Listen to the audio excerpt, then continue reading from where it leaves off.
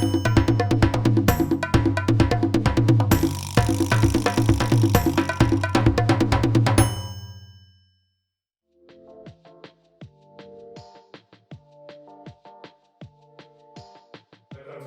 of my African Soul podcasts. I am your host, Jeffrey Manela, and I'm happy to have you today. With me are two almost amazing guests.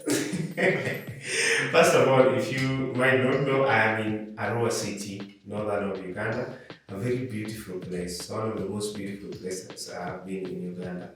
And with me is, introduce yourself. Hi everyone, my name is Eric.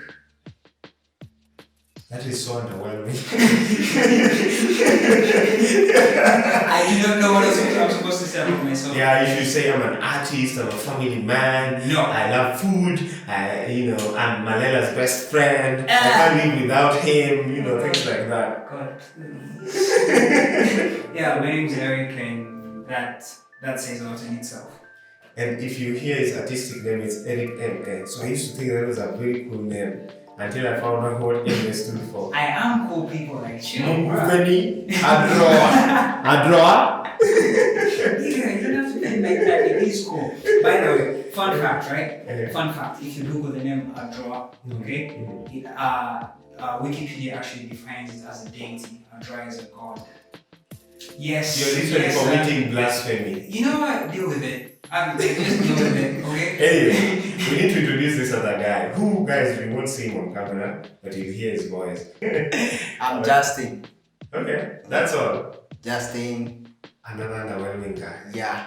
So, today, we are having a lot in particular. So, the reason why he's looking down at my phone, we need our phones today. So, I'm just looking at the Twitter feed in Kenya, man. It's a lot of interesting stuff. For those who know, Kenyans are protesting right now. High cost of living, the opposition is having none of it. I obviously I'm on the opposition side without flinching. I did not vote William Ruto, who is now our current president. H.E. William Ruto. Let me address him with his honorable name. But the cost of living has not improved yet. So it is blamed that the high cost of living is high not only in Kenya but across the world. Ripples of the war in ripple effect of the war in Ukraine. Yada yada. But the thing is, have you seen the reports from Kenya? How those people are spending? They used to be like, oh, President Uhuru is borrowing. Oh, President Uhuru is spending money. Those guys from December have been borrowing like an average of 2.5 billion per day. Kenyan shillings, but not Uganda. That was personal. And if you see the millions that went into catering alone for State House, and Kenyans are starving, and then like, we are hustling government. Anyway, to my followers who are not opposition side, you're still welcome. We can live in a world where I oppose you, but we still agree, right? Yeah, that's how it's supposed to be. Actually, no. The essence of opposing is that you do not agree. No, I mean, I did not frame it well. Like, we don't agree on things, but we live in harmony. Harmony. But if you don't agree, there's supposed to be how is harmony? No. Even the Bible itself says two cannot walk. Let me ask you something. Do you have Muslim friends? No, it's No. Do you have Muslim friends? I don't. Do you have Muslim friends? You do have Muslim friends. When you meet, you greet. You can even sit down and talk, right? Yeah. But you do know that your religions are like, right? No. Yes, we are definitely not going to be in harmony with that. But it doesn't mean you have to be fighting. Like we can say no. See, harmony doesn't mean like disagreement doesn't mean to just keep on fighting. Yeah. And harmony, no. Okay, let's just go back to so. No, this is an interesting trajectory you're taking actually. So, okay, no, but here's the thing, right? Me, when I say, I was basically, you say, I can still, even if you're not of the opposition, we can still agree, but the essence of opposition is the lack of agreement. That is it on this particular matter, okay? On this particular matter, okay? So you used a very general reference, when you say agree, okay?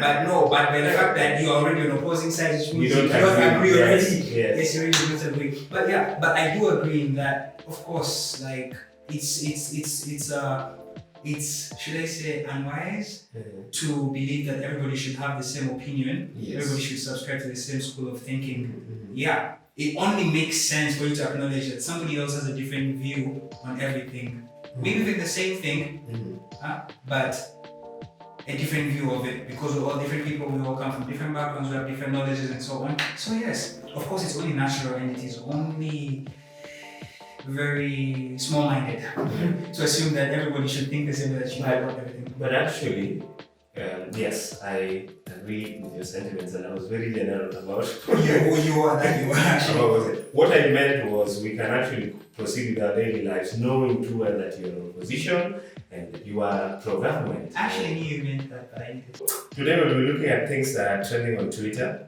and my Twitter here looks interesting. I feel like I'm detached from Kenya, like I've been away from home for like 2-3 weeks, and I'm like, what's going on there? Today we're having protests all across the country, pro-opposition protests.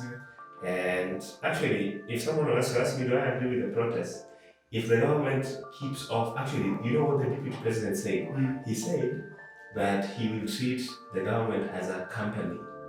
So those who have most shares, or those who invested more, are treated first before those others. You know what that means, right? Those who are pro them get the first priority before others. But you know what? Whether it was Raila was president or Ruto, when you become president, you become everybody's president. Including, guess what? Those who did not vote for you. So, if the government has kicked people out and doesn't want dialogue, maybe protest is how they will listen. I'm not really pro-protest. I'm just against looting and, inhuman acts that happen with protests. And you know, it is in Africa, protest is usually synonymous with looting. Not necessarily synonymous per se, but there are people who actually protest for the sole purpose.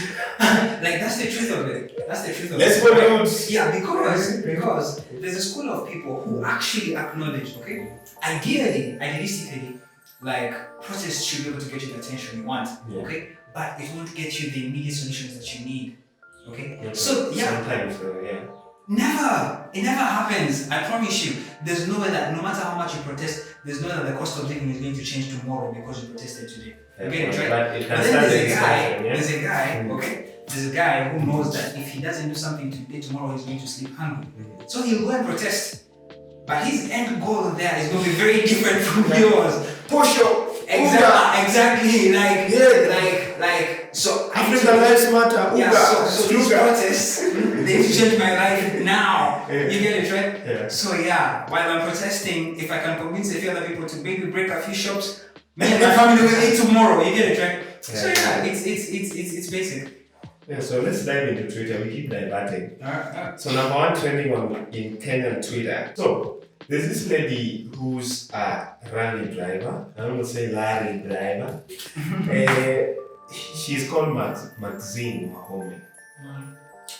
So she's accused of having murdered or being involved in the murder of her partner, who's Assad Khan or Khan. So this is I see a breakdown of what happened. So according to her, she says, I was a victim of domestic violence. So this is like a timeline. And then I met him, that is Assad, in 2020 and started a relationship. I moved in his house in April 2021. Must be nice. Lived peacefully until April 2022 when he started assaulting me. So Assad started assaulting him. In December 2022, I went to a concert and met friends at 10 p.m. Went back to the house at 3 a.m., showered and slept. He woke me up at 7:30 angry and of seeing me on photos with my friends in my phone. Demanded I leave, threw a bottle at me. I ran to the balcony and locked myself. He followed me, kicked the balcony door, broke its glasses that injured him, and he started bleeding.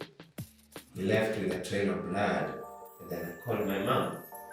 So that is her sort of breakdown for the events. So the court has granted her a bail of 2 million Kenyan shillings. So that's one of the trending things. I don't have an opinion yet because everyone is innocent until proven guilty. She has not been proven guilty. Yeah, but people have people have opinions here like crazy. Okay. Okay, so, but, okay, aside from opinions, right? Aside from having an opinion in this particular case, it does once again bring to light the whole issue of violence, like domestic violence. It is a very big issue in almost every community, quite literally. Yeah, it's something that sadly, it's something that happens so much, but we are always reminded in the most gruesome of ways, where maybe somebody actually loses their life. Or something quite drastic happens. Yeah, I feel like it's a conversation that needs to keep on happening more often. Maybe not because it's prompted by something of this scale happening, but yeah, that's a conversation that needs to take place like a little bit more frequently because it is a very pressing matter. Let me ask you guys something. Sure. You see the setting of where we live, like here in Arua. I'm saying we because I'm part of the Right, you're a visitor. Chill, like relax. Such a killjoy, man. You know, such a killjoy, man. I was just having my moment there, the innocent guy. Anyway, so you see how you have neighbors, and it's sort of very communal thing. I know it's a city, yes, but people still know each other. Yes. Would you come out of the house if your neighbor was screaming and was being beaten by the husband? Would you come out and, in truth, honestly speaking, would you come out and defend them?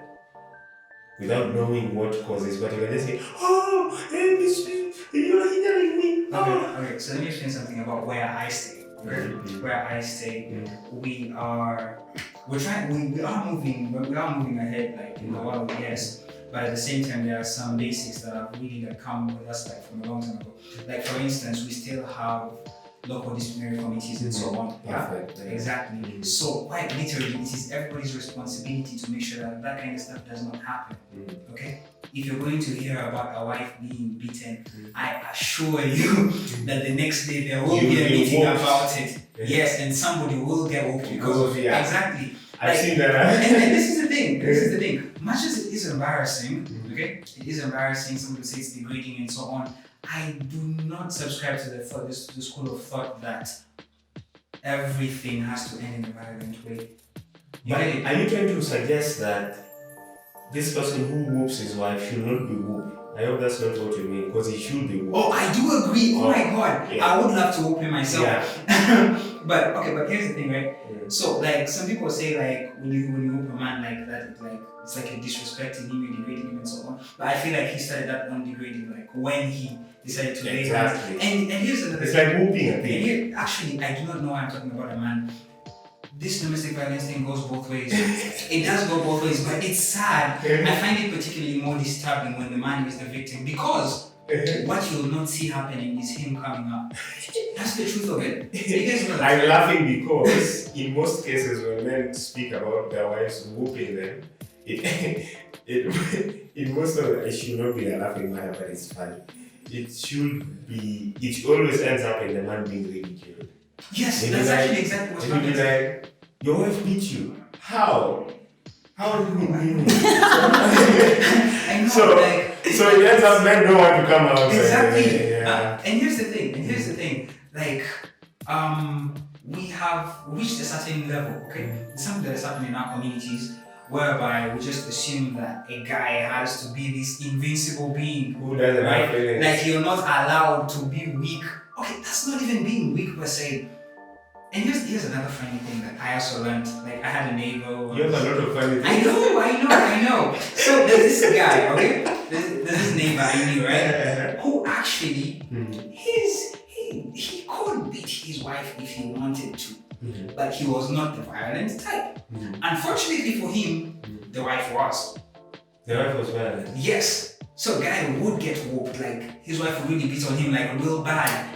And it is wrong for me to find this funny, I know, and I would feel so bad. Especially because you described him as a very strong, agile. Yeah, exactly. Not slave, like very, very strong and agile. I don't even know why I'm coming in. but point is, like, you get it? So yeah, like I feel like sometimes it's not that the woman is the weaker sex or the man is the weaker but it's just that the other person has a lesser propensity towards violence. But why are you being politically correct? No, I'm most men are stronger than women physically. But at the same time, I'm not going to deny the fact, okay, that I have seen, yes. that there are too many examples that have been ignored whereby the man actually is. But I think it's true because my mom right now, if like we were to go on a one-on-one, I think that everyone is strong as an ox. like I assure you, man. Yeah. Oh, so before we go off my neighbor, the one day when he did get angry and actually laid the hand on this woman, it was one slap and she fainted. But no, like we shouldn't laugh. It's not a funny story. It's not.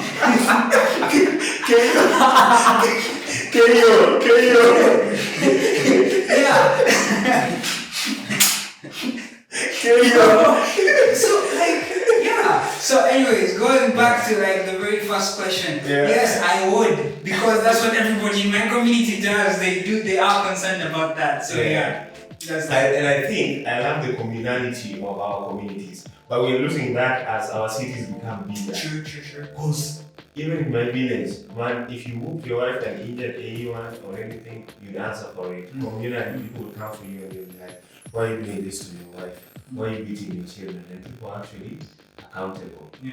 But I feel the more we get, urbanized and people we detach ourselves from community. Yeah. People become individualistic more and more, and it's very worrying. Yeah, but then here's now something that I've noticed that is actually happening, right? Mm-hmm. As we transition towards more of urbanization and whatever, there's this somewhere in the middle where we're somehow lost in the transition. In that you realize that in a typically urban setting, yeah, such a person, such a victim would actually be protected by the law this time. Yeah. Okay? Yeah. Be protected by the law. But now what is happening is that we are still in this space where we're not fully in this other one, we're not fully out of this other one. You get it, right? Yeah. So we're getting into this space in the middle whereby you're not sure exactly of you get it, right? You are smart because I have brought up. I know I am. No, I didn't mean you. I know I am smart. Humility. Ha! Third voice. Third voice, you're seeing what's happening here. So, you're saying a true thing because do you know why that happens? Some of our laws are very archaic. I call them archaic because they were given to us by those planners called Britons, those colonizers, yeah? Okay. And I'm saying this because don't deny me the passport, I'm just mentioning it. But your planners, your imperialists, right? Your reform, maybe. But anyway, so some of this life, for us, we change our constitution. And some parts are good, some parts are bad. What I think is dialogue should happen communally. Because even the setting of how communities are, aside from the big cities, you find the western part, we find some Bantus and some Nilotes, central parts, we find Bantu mostly, coastal parts, or northern parts, we find Kushites. So there are communities that are clustered, and those communities have ways of solving their conflicts. So some of these laws should come from the traditions of these people who are on the ground. You get, like we need to customize our law. And you find a law does not make sense.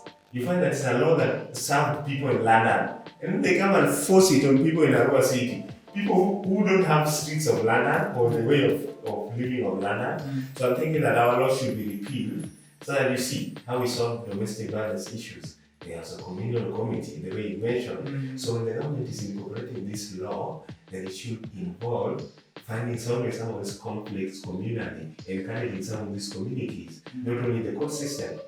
And you'll find we complain the court system does not work, but the court system relies on law, the law which is sometimes ineffective because the setting of that law is not applying to our cultures and our ways of life down here. True. Yeah, so I think the way the Muslims have, what is it called? Sharia law. Their courts work very well because their law is tailored to their religion and to their way of life so much so that, it works really well for them. So sometimes even, we have cases of chicken being stolen, things like that. I don't think they steal chickens in London, maybe they do. But and that's just an example, when you get, so just laugh, it's fine. But you get my point, eh? Yeah, sure. Yeah. So, men get beaten, guys. And men should not be ashamed to come out. And I also had a funny story in Central of Kenya, there have been domestic violence issues. And you guys will be cancelled for laughing at these things, by the way. Anyway, that woman was speaking to the journalist, and she was saying that they also actually beat their men. But what happened? she's beating the man but wailing as if she's being beaten. Wow. It's like, Wow. say, Baba Eric, why are you beating? But she's not beating Baba Eric. Baba Eric, why are you beating? So that's some devilish behavior. So the whole village knows the woman is being beaten, but on the other hand, it's the man getting beaten. So, anyway. Okay, but then also here's another thing, yeah. On a personal level, I feel like personally, I am not someone who would lay a hand on their partner for whatever reason, right? What maybe if you reach that point, you will find yourself. No. What Listen. parameters have you set to know that I am very sure that I cannot beat my partner? Because like that is not something that just happens. Whether you admit it or not, it is a choice. You decide to. No, it's always a choice. Right, I'm telling you, okay? I'm telling you, there's no way you're going to lift this fist and hit someone on impulse, like just no. No, but the people who have anger issues, you have to acknowledge. Yes, exactly. But still, okay? Like I'm telling you, I don't know how to break this down for you, okay? But all of those things, it's a decision, but whether you make it at the moment when you hit this person, okay, or you allow yourself before you even hit them, okay? You make peace with it in your mind that I'm okay with this hit, I'm okay with hitting I this have a person. very interesting question for you and third voice. Yeah. Just So like I feel like, okay, seeing as I know that I wouldn't do that, okay? I know that I wouldn't do that. I have the least expectation of anybody to ever lift a hand at me. Yeah, I knew. This is how I knew, Yeah. First of all, I used to have anger issues growing up, especially with my siblings. They know where I come from is very far. I used to be a very angry human being. You are a very I still am with some things. I hate injustice, like bullying and injustice. I just loathe that so much. But here's the thing: people's closest to you growing up and even being an adult are the markers. Like when you're most angry, you're usually around the people you love most. If you've never been tempted or never ever tried to lift a finger on them, that's one indicator, by the way, that you are, aside from making that conscious decision, you can grow as a person to make the conscious decision that that's so hard for me as a low conscious decision to not hit somebody. But the markers of the people around you closest to you can be an indicator that you actually are not that kind of person. So my question to you guys is, you claim you never want to meet a woman, but in the case where a woman becomes violent towards you, would you consider meeting a woman? Don't be politically No, correct. I'm not trying to be, okay? I'm not trying to You're thinking no, Yeah. like I'm telling, because it's something that I've actually thought on like for a very long time, okay? And here's the thing, such a situation just literally disgusts me. Okay? Like a person who like lifts their hand at me, there's just this way in my mind, you become, I do not know why, okay? And I will walk away, okay? Like for good. Like that is like, I know. But when you don't have the choice of walking away, because you know those violent positions when you don't have the choice of walking away, literally. Okay, yes, there is that, okay? I do not know. Maybe restrain, but truth is, I'm not going to debase myself like to become what they are becoming, what they are being at that moment. You get it, right? I get, but you know you're being very idealistic. You're not being realistic because here's the thing: you corner me, okay, and the people I love, especially the people I love, and you meant violence towards me. Man, I will retaliate. So here's something, right? Yeah. There is being reactive and there's being proactive. Okay. So now I would assume that in a situation like that, you know that you can't be physical without necessarily being like on the offense. You get it, right? Yeah. Now you lifting a fist to hit someone, that's you going on the offense. Okay. But you grabbing someone and throwing them off you or moving them away from you, grabbing them. Okay. Even if you like, you get it, right? Yeah. I know that it's more or less violent, but that is more of you preventing something. I get what you're saying. So the violent situations are in many forms. There's a form where the aggressor has more power over you. They might have a weapon of mass destruction, or they might be stronger than you. There's that situation, of course it is wise. If somebody has a gun and you never use the gun, you have no option. Yeah, you have to submit, my friend. Otherwise, everyone will die in that room. But here in the situation where I have assessed the situation and I have the same level of agility and everything to do this, and you're meeting and you've cornered me where I cannot run because running is another option. Yeah, it is. I will fight. I am not people who say no violence is bad. When there are situations when violence is called for, especially if I can do it, I will definitely do it. Yeah, okay, but one thing that you have brought up is that you can never really permutate for every possible scenario. Yeah, it has to be in this. Exactly, there always has to always. Even if you prepare, there will be this one thing, like you might imagine, if she has a gun, I'll do this. If she has a knife, I'll do this. Yeah. And she'll have none of those and she'll break the leg of your table. Yeah. That's like something that you cannot permit. So it boils down to me saying, violence is not my first response to a situation. But if it calls to it, I'm not those who say, if it calls to violence to prevent further violence, I will. Yeah. There is that. So, and also for me, it doesn't matter with the gender. If you're a dangerous woman, whooping. If you're a man, a woman, it doesn't matter. As long as you're an aggressor, you've not spoken in the words. I feel like we always have options.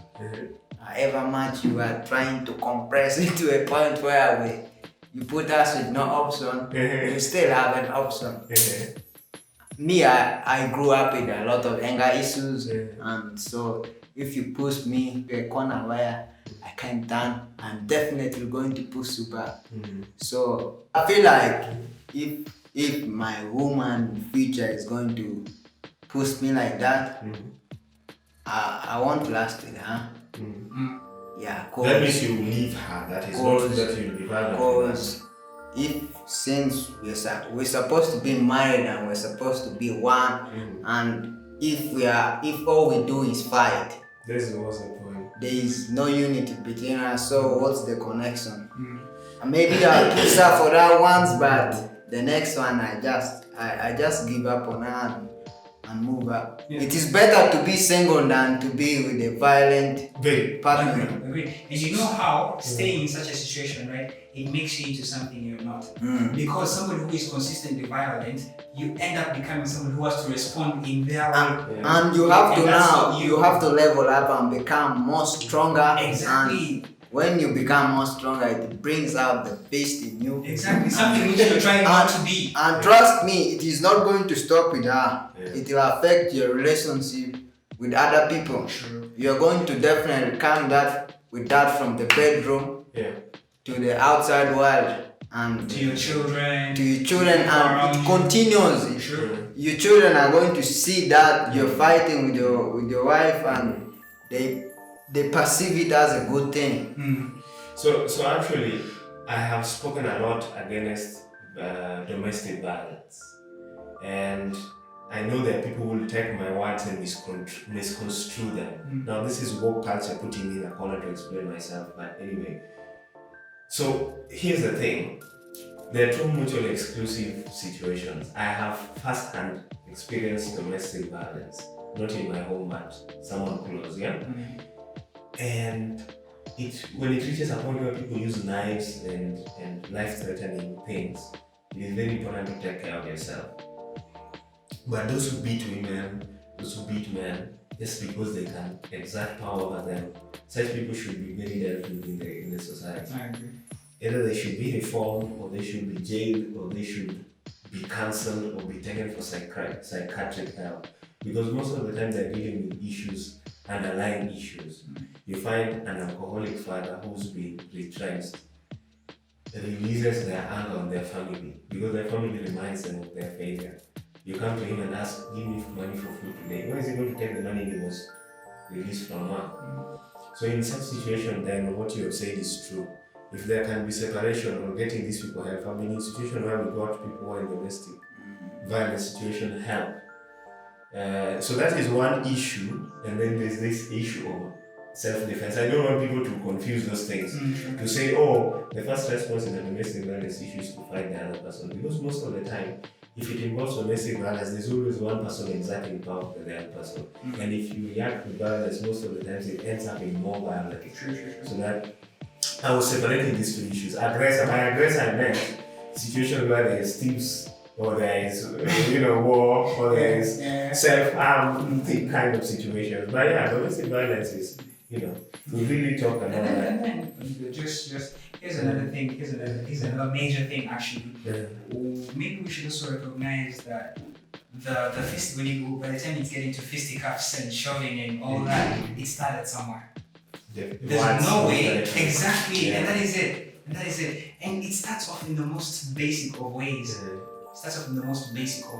If you cannot get your communication right from the start, that is where it all starts going downhill. Okay? And oh my god, and this is not to say all, okay? But there is a certain talent certain women have for bringing out the worst in words. Well, it seems you have experience. No, bruh, oh my god. You have a woman at home. Beat me if you think you're a man. If you think you're a man, touch me. You think I'm like your mother who doesn't bathe. You've had those things, right? That's inside. Exactly. Yeah. And they have this way they want to just gets to you get it, right? And sometimes there are things that men say also which are just men can also insult. Exactly. It starts from your basic communication, bro. So that means the conversation will begin with how people handle relationships and how they treat each other. Yeah. Because I've seen people say very nasty things to each other. And then it escalates to you've been insulting their mother every day for 2-3 years. One day they just snap and they say, it will be a bad day. Yeah. Maybe the mom called and said she was sick, and then he's here all stressed about it. You come in and say some nonsense, and he. So these are realities on the ground, and I think how counseling is a new concept for us. Even couple therapy, it's a very new concept for us. But for us, our generation, we should really open up to certain things. Even with minor issues, we should it's a healthy thing we should seek. Or we should just seek solutions that are very healthy for our relationships. I agree, masculine men don't love talking about this stuff, but we should just find a way to, have these conversations. Because it starts with the words, by the way. Before it gets physical, it starts with the words. And also people should be keen about existing mental health issues. Because we never diagnose people, we just say they are mad. It's just amazing. They're mad is the conclusion. There's this expression that we say when it means his head jumps. Yeah. And maybe somebody's bipolar. Yeah. And they've never been diagnosed. Exactly. Yes. So that's another thing we should be aware and keen about. That's why I appreciate people around me who study this stuff and who are pursuing this stuff. We can do a lot for the community. Justin, you seem to have something on your mind. Yeah. What do you have on your mind? And I feel couples should be open with themselves.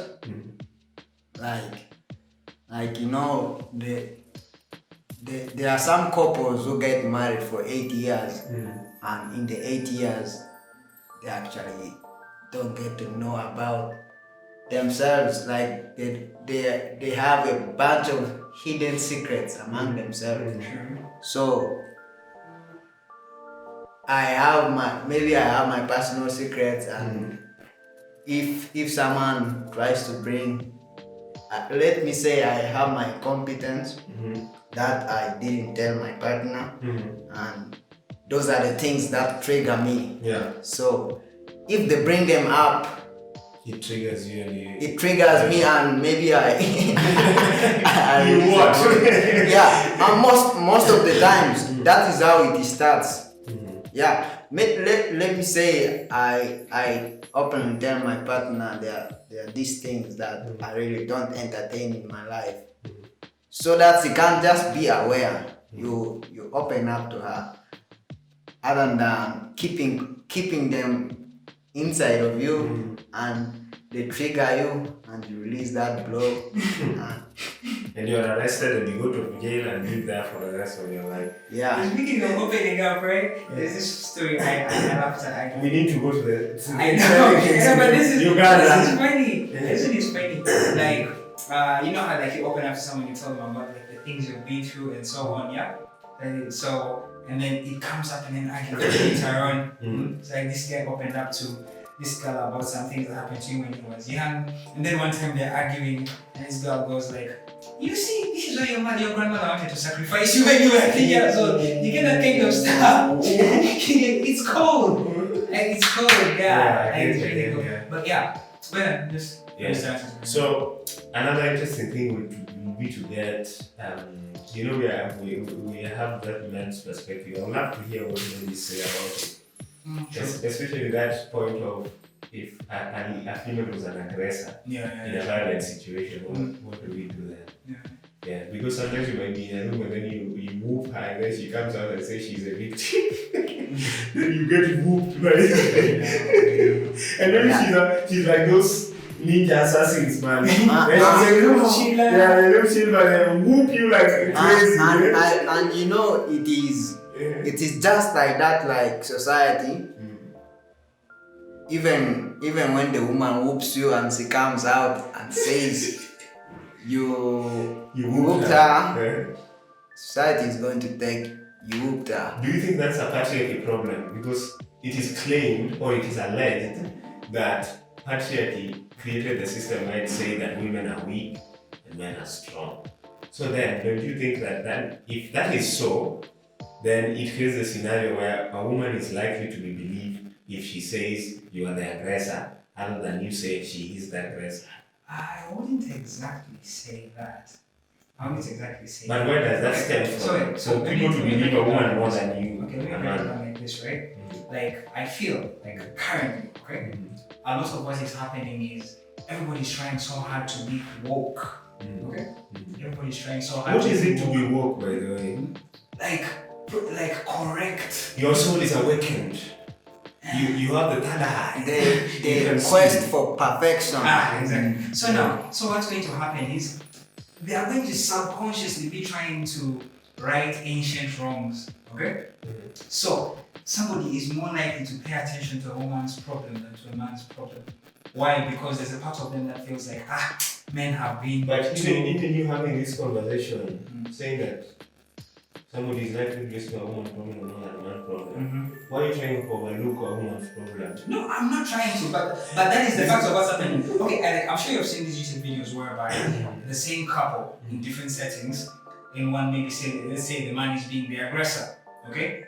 The man is being the aggressor. The people around are likely to respond more quickly than if it's, say, a woman shoving a guy. People will actually laugh it off. You get it, right? Because very many people subconsciously are trying to, should I say, they're trying to even out the scale, something like that. They have created a narrative in their head, okay? Some of them with no personal basis to base it, personal knowledge to base it on, okay? But something that has been hammered into them time and again, okay? That it's only women who go through this, or it's only, you get it, right? Yeah. So there's a subconscious reminder in their head that they're trying to right something that has been wrong for a while, but then the way of them doing that is ignoring another new thing that is wrong, and focusing only on what has been wrong. You get it? I get what I'm saying. I am. Yeah. There's